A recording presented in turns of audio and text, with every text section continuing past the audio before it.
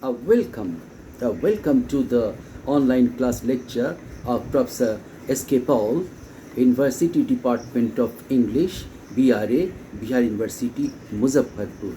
Dear students of PG Semester 2, CC8, Unit 3. Today I am going to deliver my lecture on cultural materialism and Marxism. Cultural materialism and Marxism. So, where from this word came? Cultural materialism, this term. It was coined by Marvin Harris in his 1968 text, The Rise of Anthropological Theory. Cultural materialism embraces three anthropological schools of thought: cultural materialism, cultural evolution, and cultural ecology. Emerging as an expansion of Marxism, cultural materialism explains cultural similarities and differences as well as models for cultural change. Within a societal framework consisting of three distinct levels: infrastructure, structure, and superstructure. Cultural materialism promotes the idea that infrastructure consisting of material realities such as technological, economic, and reproductive demographic factors mold and influence the other two aspects of culture. The structured sector of culture consists of organizational aspects of culture such as domestic and kinship systems and political economy, while the superstructure sectors consists of ideological and symbolic aspects of society such as religion.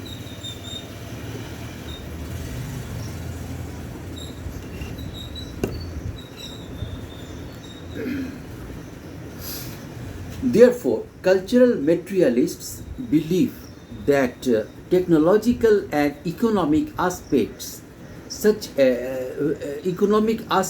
play the primary role in shaping a society. Cultural materialism aims to understand the effects of technological, economic, and demographic factors on molding societal structure and superstructure through strictly scientific methods. As stated by Harris,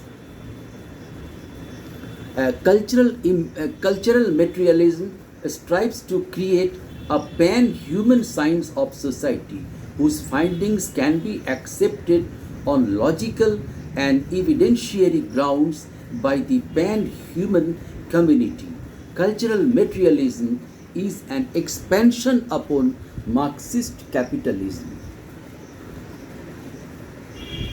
Cultural materialism is an expansion upon Marxist materialism. Marx suggested that there are three levels of culture: infrastructure, structure, and superstructure. However, unlike Marxist theory, cultural materialism views both productive economic and reproductive demographic forces as the primary factors that shape society. Therefore, cultural materialism explains the structural features of a society in terms of production within the infrastructure only.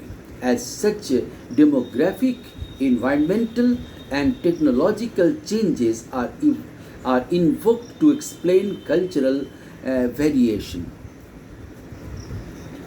In contrast to cultural materialists, Marxists argue that production is a material condition located in the base that acts upon and is acted upon by the infrastructure.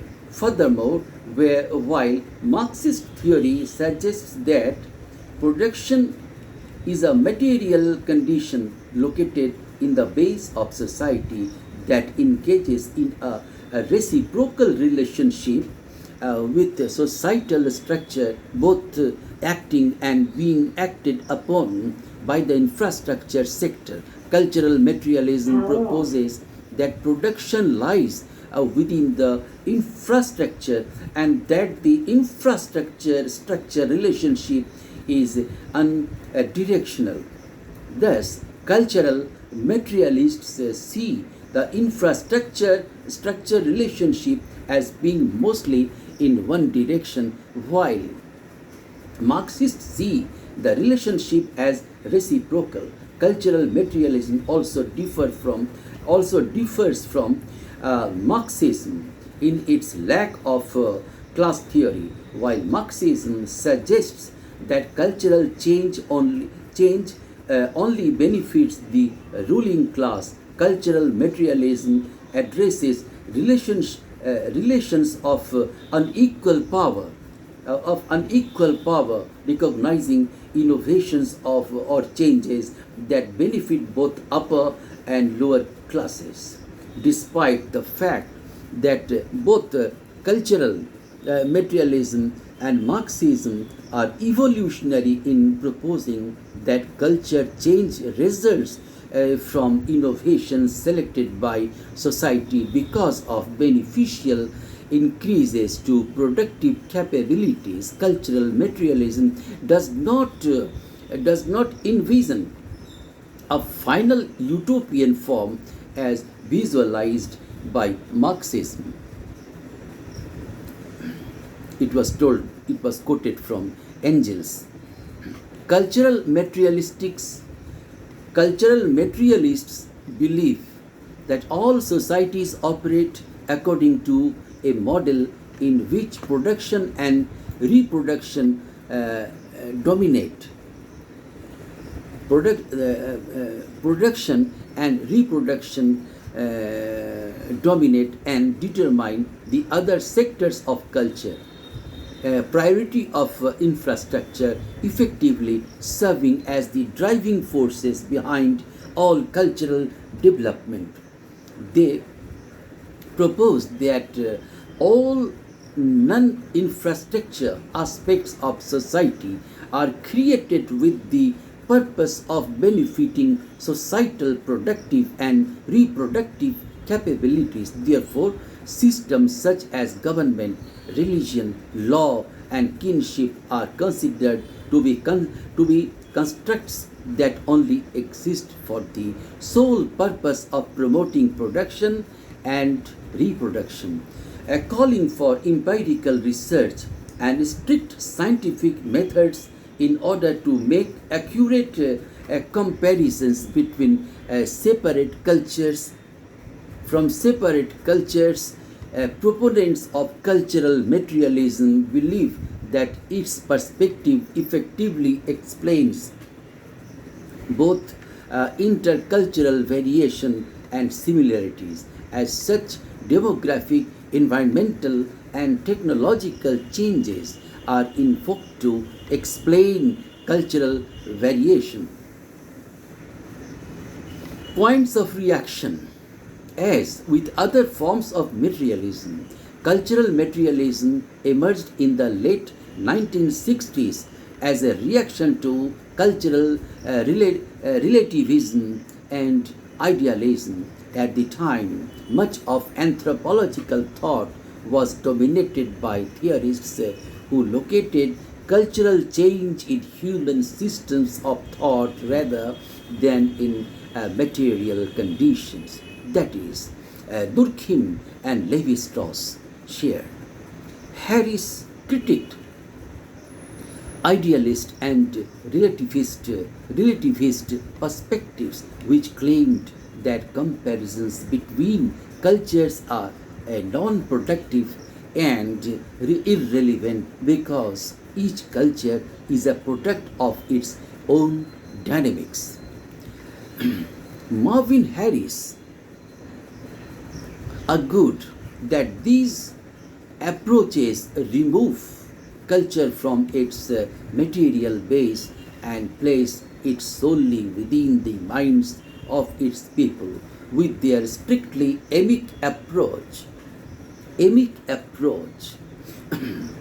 Harris stated that the idealists and relativists fail to be holistic, violating a principal tenet of anthropological research by focusing on uh, observable, measurable phenomena.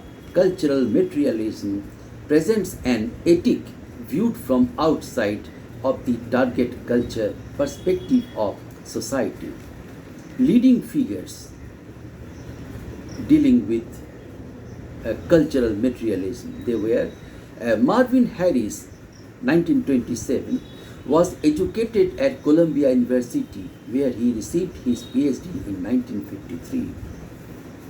In 1968, Harris wrote The Rise of Anthropological Theory, in which he lays out the foundations of cultural materialism, briefly known as CM, and critically considers other major anthropological theories. This work drew significant criticism from proponents proponents of other viewpoints.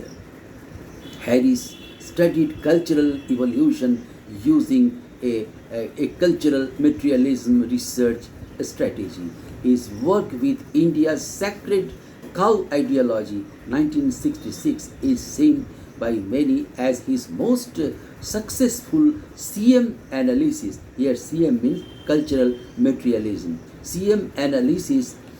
In this work, Harris considers the taboo against cow consumption in India, demonstrating how economic and technological factors within the infrastructure affect the other two sectors of culture, resulting in superstructural ideology.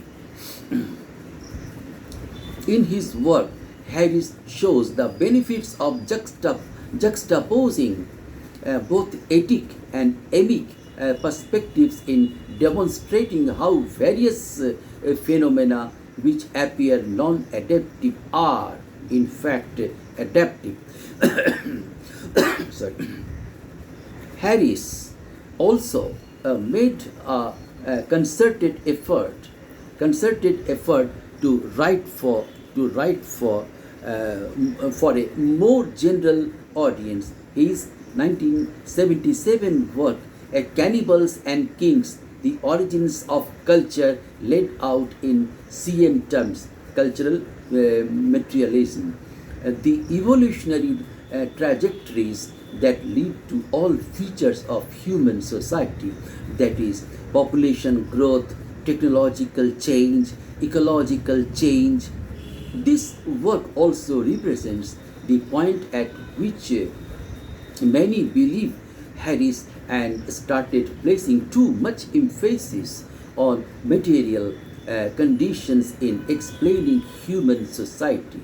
Critics of Harris argue that his use of CM to explain all cultural phenomena was too simplistic, and as a result, many criticized and even dismissed his work. In spite of his critics, Harris left a significant legacy, having successfully created an anthropological theory and disseminated it to both students and the public. His work is widely cited by both proponents and critics of cultural materialism, and as of 1997, Harris's anthropological textbook Culture, People, Nature was in its seventh edition, attesting to the quality of his work. Julian Stewart developed the principle of cultural ecology, which holds that the environment is an additional contributing factor in the shaping of cultures. He defined multilinear evolution as a methodology concerned with regularity in social change, the goal of which is to develop cultural laws empirically. He termed his approach multilinear evolution and defined it as a methodology concerned with regularity in social change.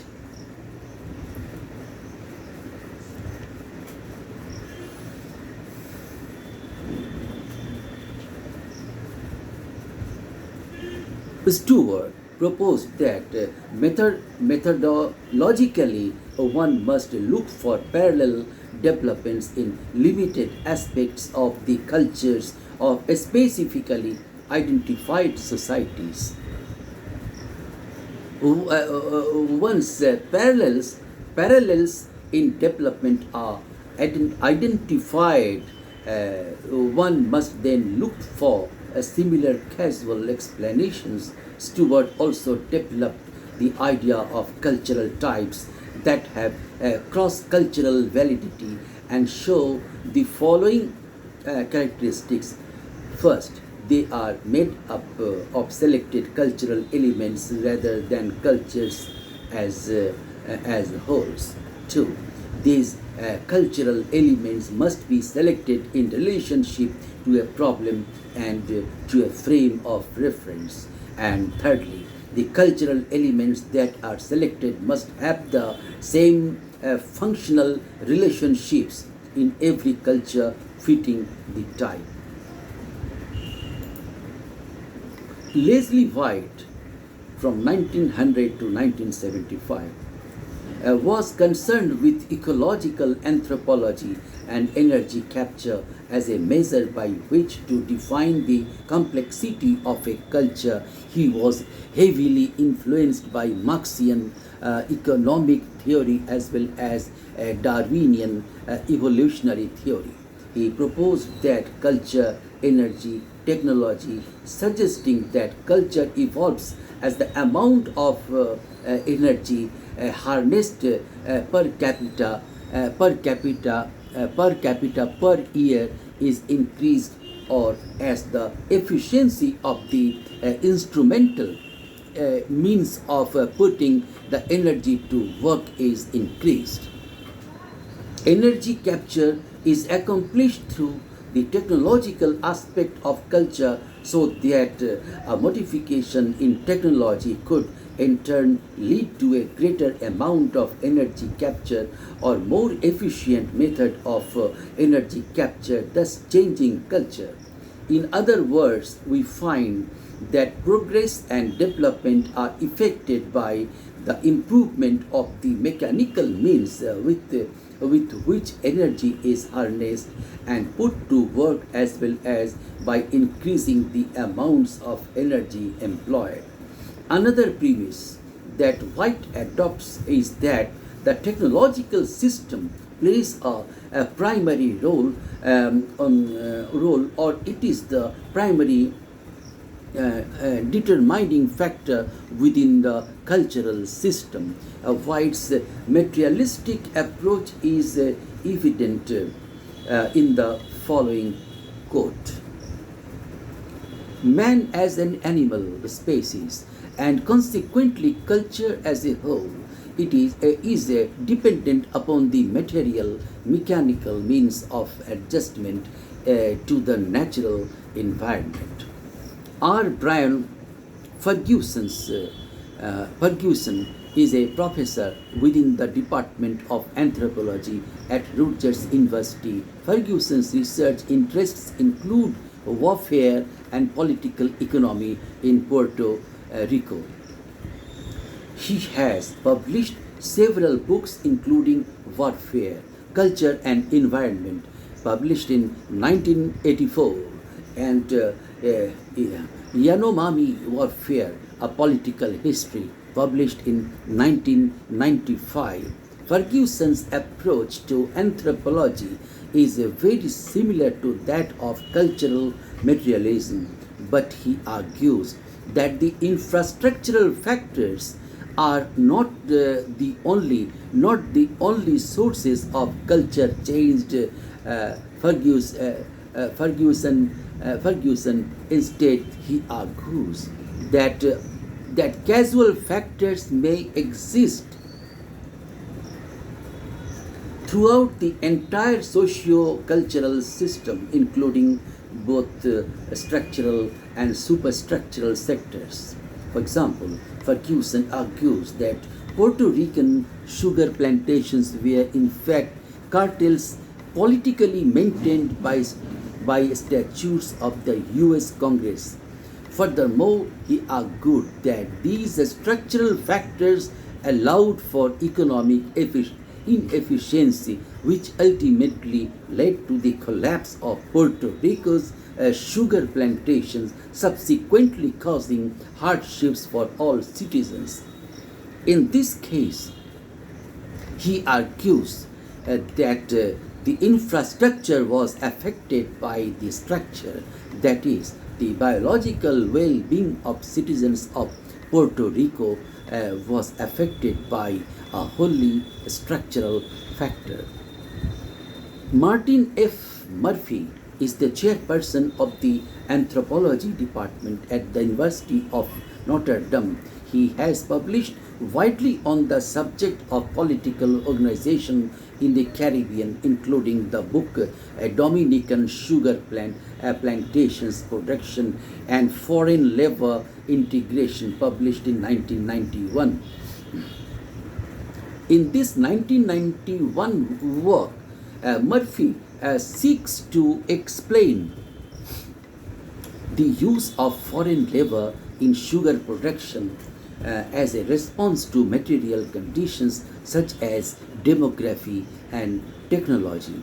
Specifically, the use of foreign labor such as Haitian immigrants is seen as a response to a shortage of native Dominicans who are willing to do that type of intensive labor. Maxine L.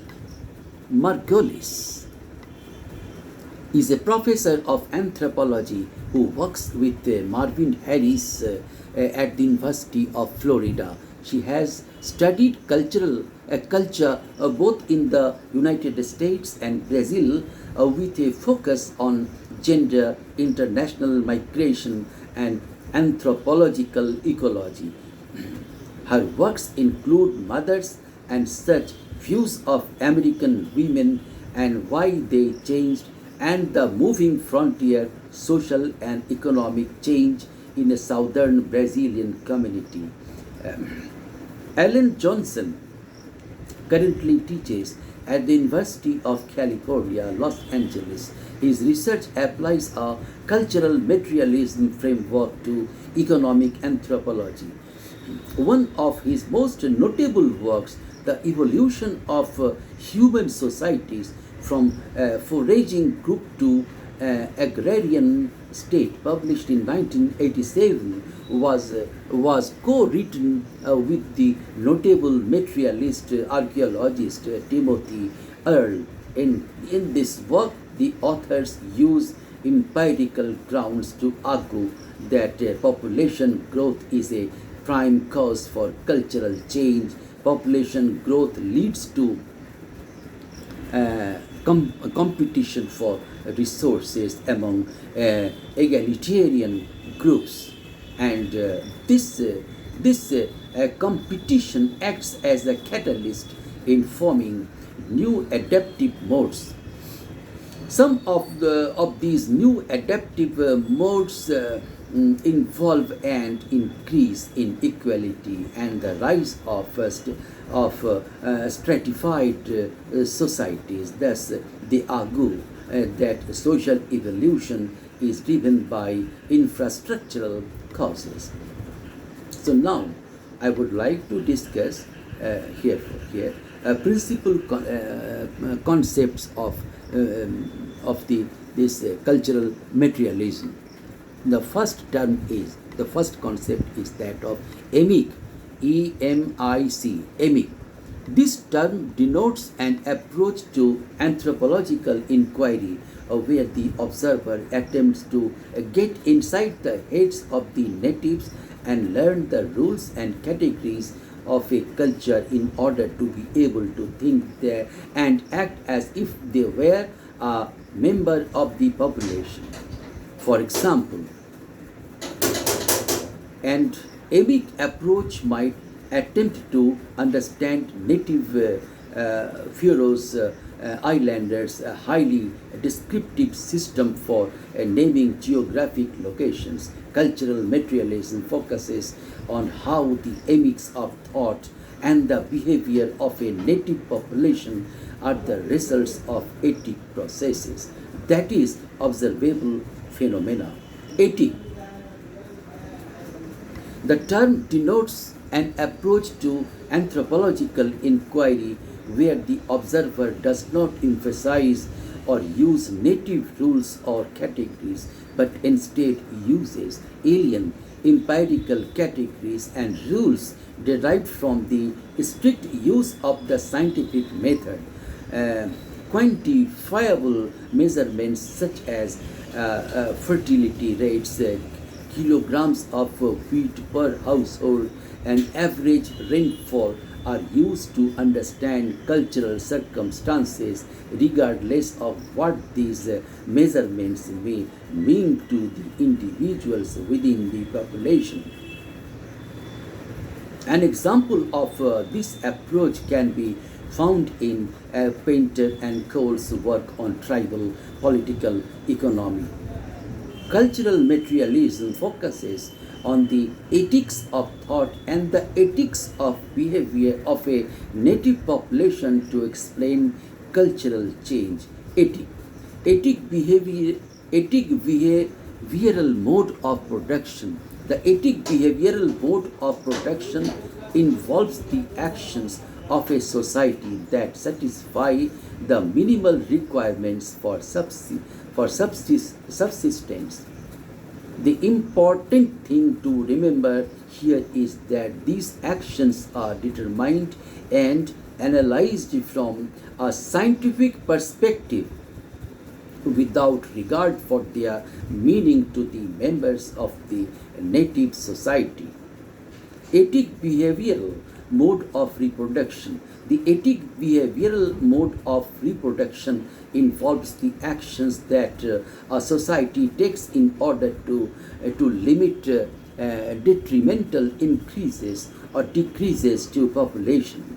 These actions are determined and analyzed from a scientific perspective by the observer without regard for their meaning to the members of the native society. Infrastructure. The infrastructure consists of ethic behavioral modes of production and ethic modes of reproduction as determined by the combination of ecological, technological, environmental, and demographic variables. Structure. The structure is characterized by the organizational aspects of a culture consisting of the domestic economy, as for example, kinship, division of labor, and political economy. Political economy involves issues of control by a force above that of the domestic household, whether it be a government or a chief. Superstructure. The superstructure is the symbolic or ideological segment of culture. Ideology consists of a code of social order regarding how social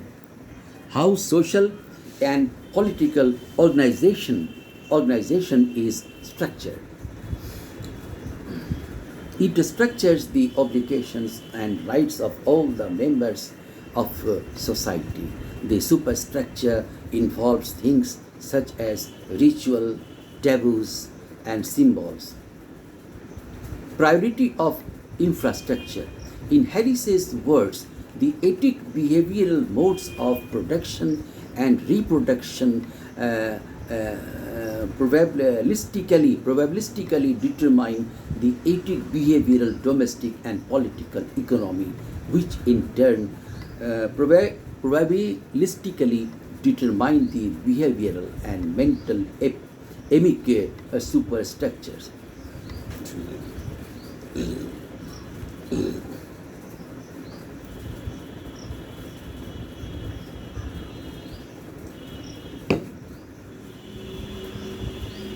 In other words, the main factor in determining whether a cultural innovation is selected by society lies in its effect on the basic biological needs of that society.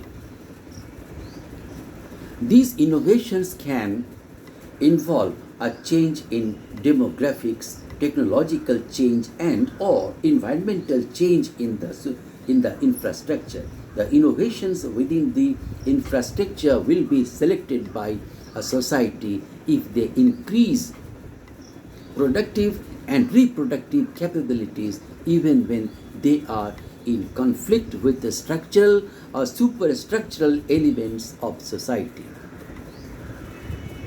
Innovations can also take place in the structure, as for example, changes in government or the superstructure, as for example, religious change, but will only be selected by society if they do not diminish the ability of society to satisfy basic human needs. Therefore, the driving force behind culture change is satisfying the basic needs of production and reproduction. Harris writes, empirical science is the foundation of the cultural materialist way of knowing. Epistemologically, cultural materialism focuses only those entities and events that are observable and quantifiable. In keeping with the scientific method, these events and entities must be studied using operations that are capable of being replicated. Using empirical methods, cultural materialists reduce cultural phenomena into observable, measurable variables that can be applied across societies to formulate nomothetic theories. Harris's basic approach to the study of culture is to show how native thoughts and behaviors are a result of material considerations. Harris focuses on practice that contribute to the basic biological survival of those in society, that is, subsistence practices, technology, and demographic issues. In order to demonstrate this point, analysis often involves the measurement and comparison of phenomena that might seem trivial to the native population. Harris used a cultural materialist model to examine the Hindu belief that cows are scared and must not be killed. First, he argued that the taboos on cow slaughter emic thought were superstructural elements resulting from the economic need to utilize cows as draft animals rather than as food. He also observed that Indian farmers claimed that no calves died because cows are sacred. In reality, however, male calves were observed to be starved to death when feed supplies are low. Harris argues that the scarcity of feed infrastructural change shaped ideological superstructural beliefs of the farmers. Thus, Harris shows how using empirical methods and ethic perspective is essential in order to understand culture change holistically. Another good example of cultural materialism at work involves the study of women's roles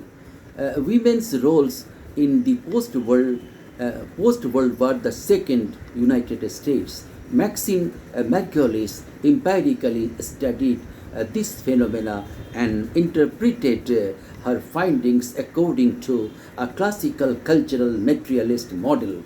The 1950s was a time when ideology held that the duties of women should be located solely in the home, emic thought. However, empirically, Margulis found that women were entering the workforce in large numbers. Actual behavior. This movement was an economic necessity that increased the productive and reproductive capabilities of U.S. households. Furthermore, Margulis argues that the ideological movement known as feminism did not cause the increase of women in the workforce, but rather was a result of this movement by women into the workforce. Thus, here we see how infrastructure determined superstructure as ideology changed to suit new infrastructure. The new infrastructural innovations. Cultural materialism can be credited with challenging anthropology to use more scientific research methods rather than rely solely on native explanations of phenomenon. Harris and others urged analysis to the empirical and replicable methods. Cultural materialism also promoted the notion that the culture change can be studied across geographic and temporal boundaries in order to get at so-called universal nomothetic theories. Some of Harris's work 1966-1977 shows that logical scientific explanations for cultural phenomena such as India's beef taboos are possible without invoking mystical or ephemeral casual factors such as are present in structuralist or functionalist interpretations. Archaeologists too have adopted cultural materialist approaches. Archaeologist William Radze wanted to test many of the assumptions archaeologists have in dealing with the waste from the past. In pursuit of this aim, Radze excavated modern landfills in Arizona and other states and took careful measurements of artifact frequencies. One of the many things he did with the data was to test the difference between stated alcohol consumption of informants and actual alcohol consumption based on refuse evidence. In order to do this, Radze selected a sample of households from which he collected and analyzed refuse. Now, what is that is cultural materialism criticism? Criticisms of cultural materialism are plentiful in anthropology. As with all of the different paradigms in anthropology, as for example, functionalism, structuralism, and Marxism, cultural materialism does have its flaws. Cultural materialism has been termed a vulgar materialism by Marxists such as J. Friedman, because opponents believe that cultural materialists' empirical approach to the culture change is too simple and straightforward. Marxists believe that cultural materialists rely too heavily on the one-directional infrastructure-superstructure relationship to explain cultural change, and that the relationship between the base, a distinct level of socio-cultural system underlying the structure. In Marxist terminology, a distinct level of a socio-cultural system underlying the structure in Marxist terminology, and the superstructure must be dialectically viewed. They argue that a cultural materialist approach can disregard the superstructure to such an extent that the effect of superstructure on shaping structural elements can be overlooked. Idealists such as structuralists, as for example Durkheim and his followers, argue that the key to understanding cultural change lies in the emic thoughts and behaviors of members of a native society. Thus, in contrast to cultural materialists, they argue that there is no need for an ethic or emic distinction. To idealists, the ethic view of culture is irrelevant and full of ethnocentrism. Furthermore, they argue that the culture itself is the controlling factor in cultural change. In their view, culture is based on a pan-human structure embedded within the brain, and cultural variation is the result of each society's feeling and structure in their own way. They argue that the cultural materialist emphasis on the ethic perspective creates biased conclusions. Postmodernists also argue vehemently against cultural materialism because of its use of strict scientific method. Postmodernists believe that science is itself a culturally determined phenomenon that is affected by class, race, and other structural and infrastructural variables.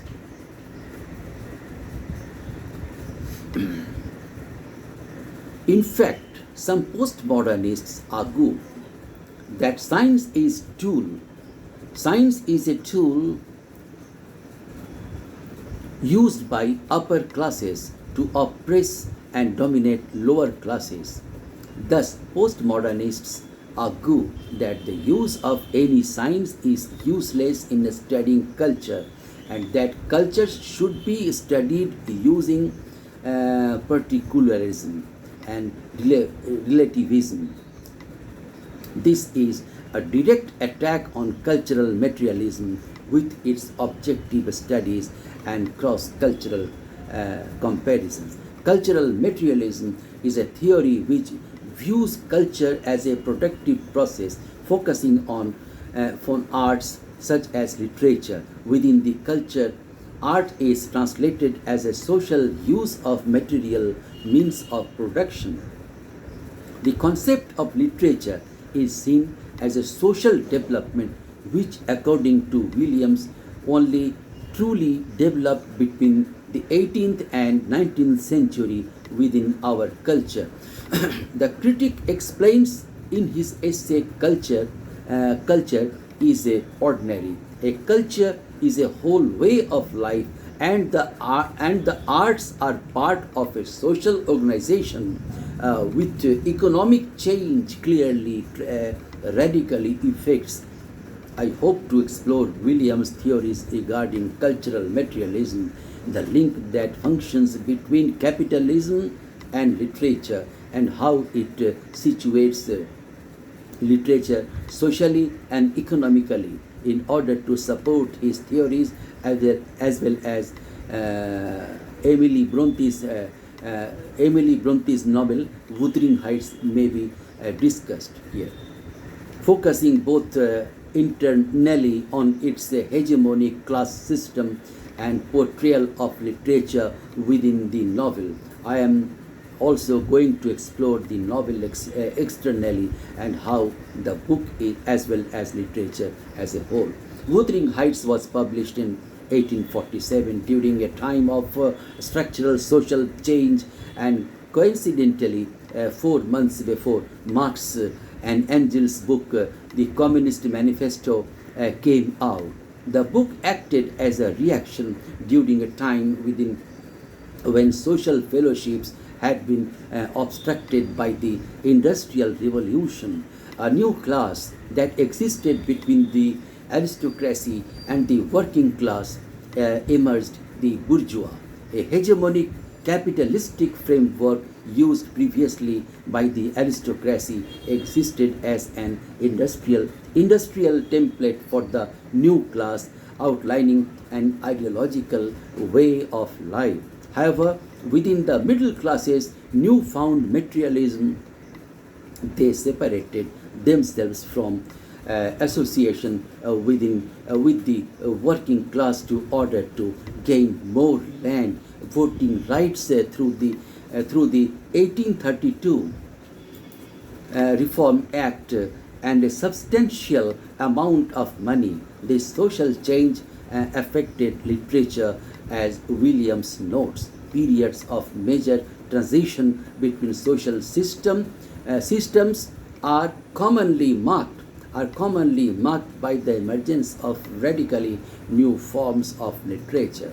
This is indicated lucidly through the emergence of generation bourgeois writers, the Bronte sisters being a prime example. So, this way, dear students of PG Semester 2, I have completed my lecture for the day. My lecture may be considered as over.